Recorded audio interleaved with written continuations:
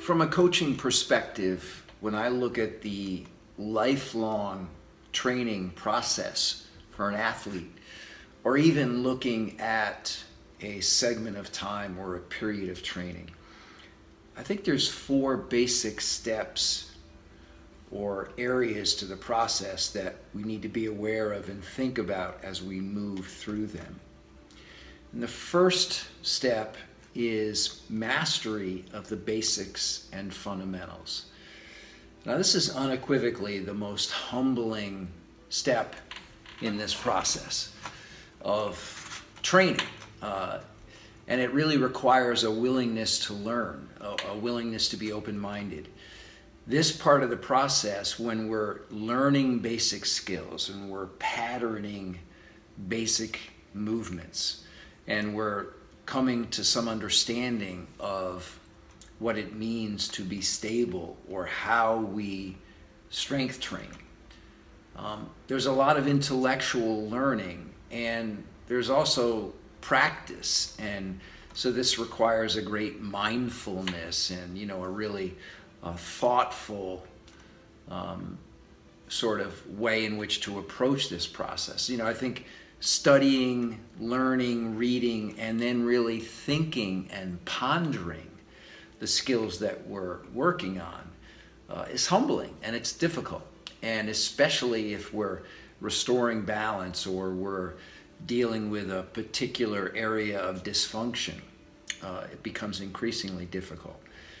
If there's a history of injury, or if the athlete is coming off having just dealt with an injury, then this part of the process becomes even more important, because we're really relearning how to move correctly or optimally.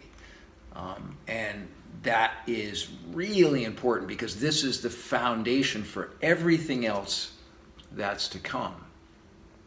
So we need a strict adherence to form in this first phase or period, if you will.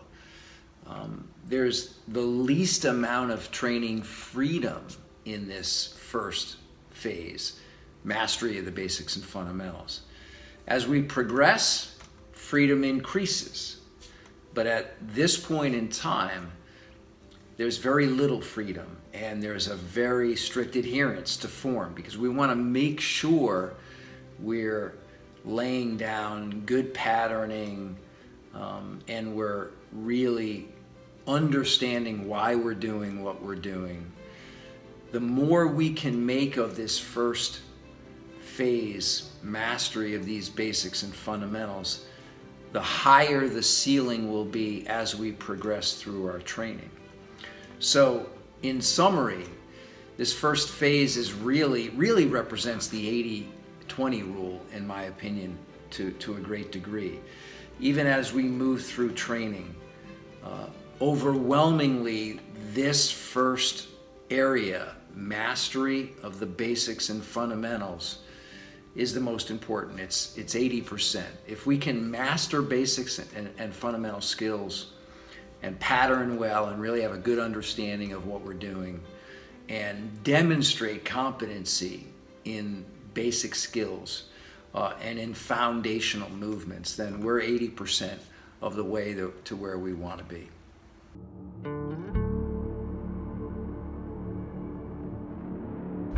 Once we've mastered, or we're on our way to mastery of the basics and fundamental skills, we're now ready to start to progress our training. And this is where I come back to this concept of dancing on the edge of our ability. The reality is that the way that one portion of our brain works or learns, if you will, is to push to the edge of our present level of capability or competency. I always bring it back to the idea of learning how to skateboard or how to ski or some other technical skill like that. It's, of course, necessary for you, once you can stand on a skateboard or even push the skateboard and move and maintain your balance, to continue to work at a level that really challenges your skills without going past them. And naturally, to go past them means you're falling off the skateboard. So this idea of dancing on the edge of our ability is really about tiny inch by inch, step by step improvements or progression moving forward. And of course, our ability to progress any movement or to get stronger is based on how well we've mastered basic and fundamental skills.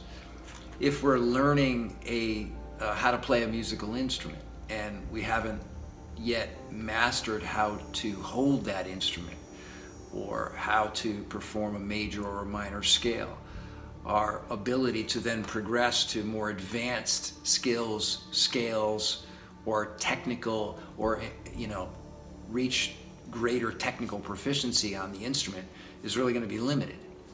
So I come back to the 1% rule.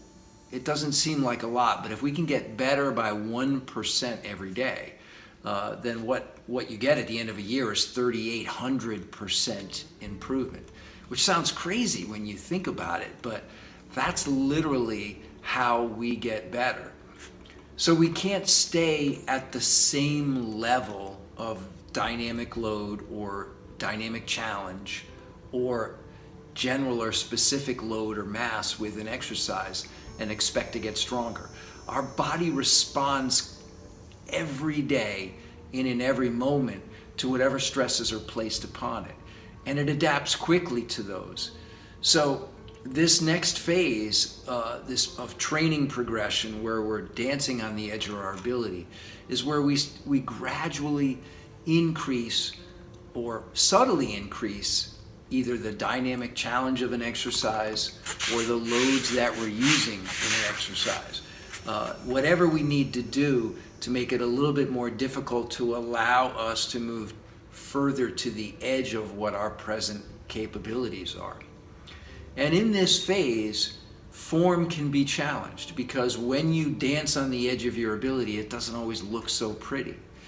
So we get a little bit more freedom in this phase to explore and experiment. And if we've mastered, or if we're moving closer to mastery of the basic and fundamental skills, then we understand exactly what we're doing and why. And we've got much greater capability to explore and experiment. This phase is really also about addressing the things that are keeping us from moving forward. And in my mind, those are two things primarily. One is, what are our individual limiters? What are the specific things that are challenging for us as individuals that we should address to then open up the opportunity to progress and move forward from there? The second thing is asymmetry. Now, we know that human beings are by nature asymmetrical. We're not going to eliminate asymmetry in our movements, in how we perform. And in fact, doing so would mean we're a machine, not a human being. But the reality is that large asymmetries seem to correlate very distinctly with an increased risk of injury. And they also reflect where there may be, shall I say, faulty patterning, or where there's a joint that isn't functioning optimally, where we don't have the range of motion we need, or control of that range of motion. I mean, we can't move where we can't move. It's one thing to demonstrate mobility, it's another thing to actually be able to improve it so that we get an increased range of motion that then allows us to progress in exercise. So in my mind, if we get through that first phase of mastery of basic skills, we have an understanding of what we're trying to do, we can describe what core stability and hip stability actually is and demonstrate it at a basic and fundamental level, then this next phase really provides tremendous opportunity to explode our training, to take it to the next level. because here we have a large variety of progressions that we can get into, almost limitless. And along the way, as we're increasing dynamic load or challenge in a movement or an exercise, we're building strength and improving our overall capability or competency, which is going to return in so many positive ways to how we feel and how we're able to progress.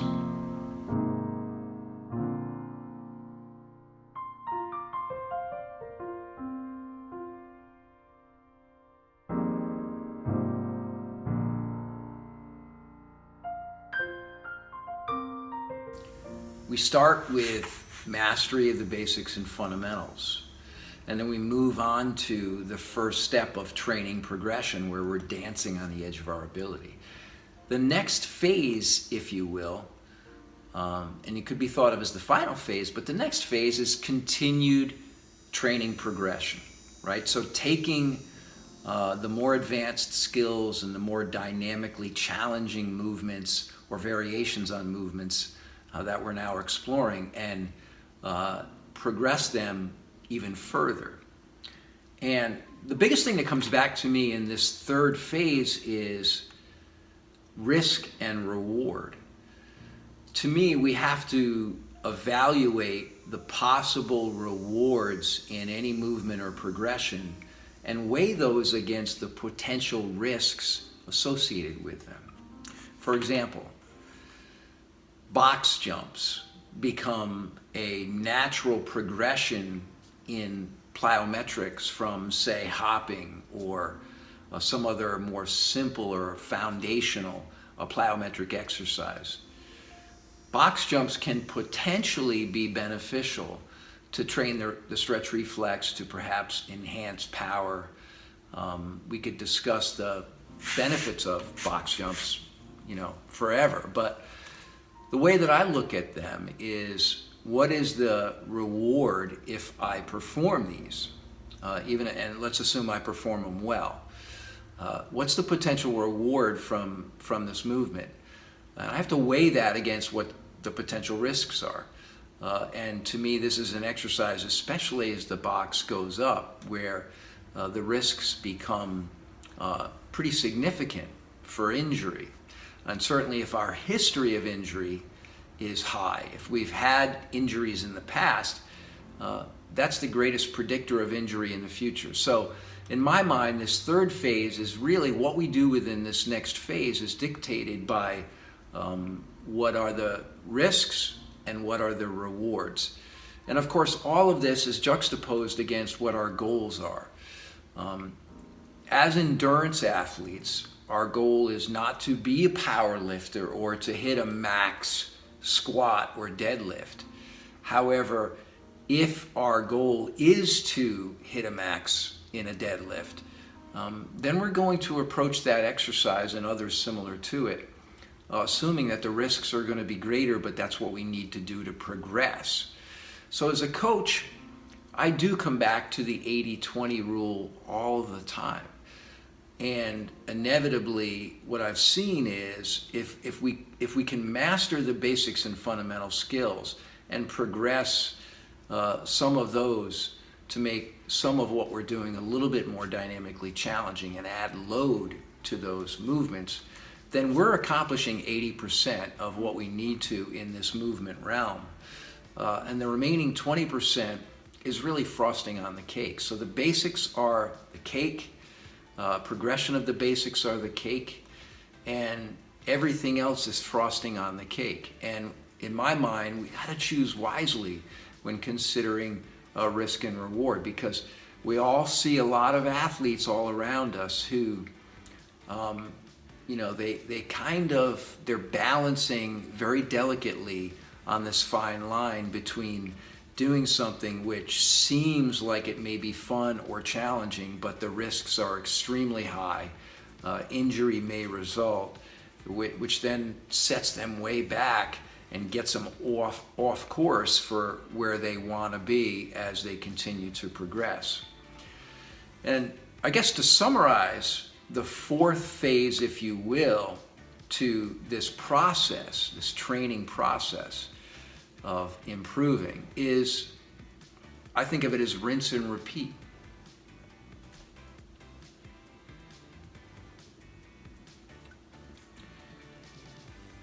To rinse and repeat means that we're acknowledging that movement, and the phrase movement quality, if you will, is a little bit of a moving target. There's a very good reason why the very best performers in the world, whether it's quarterback Tom Brady or violinist Itzhak Perlman or Roger Federer, the tennis player, all of these athletes are constantly rehearsing, practicing, revisiting the basics and fundamentals associated with their craft. Itzhak Perlman understands that his tone production on the violin and his ability to play the most advanced and technically challenging exercises on the violin requires that he revisit major and minor scales on that instrument and come back to those things that he first learned when he was learning the instrument. For Brady, it's footwork in the quarterback position and watching film. For Federer, it's the same kind of thing, stroke technique. So when we're looking at movement and how we're performing some of these skills and what kind of potential benefits we can take from them that help us become better human beings and ultimately, hopefully, more durable athletes so we can go do the sports we love. When we're looking at all of these various skills, we have to come back to this idea that revisiting the basics and fundamentals, rinsing and repeating this process is really a lifelong endeavor. And ultimately, what we want to see is a gradual upward progression in our overall capability, our overall ability to do more work, absorb more work, and recover from that work without injuring ourselves. That's our goal. And if we can do that, then what we're really doing is embodying a phrase that I use a lot, which is, I always say, onward and upward. And that's what this really means. Master the basics, dance on the edge of your ability, progress those as well, but choose wisely how you progress, and then rinse and repeat, do it over again. Onward and upward.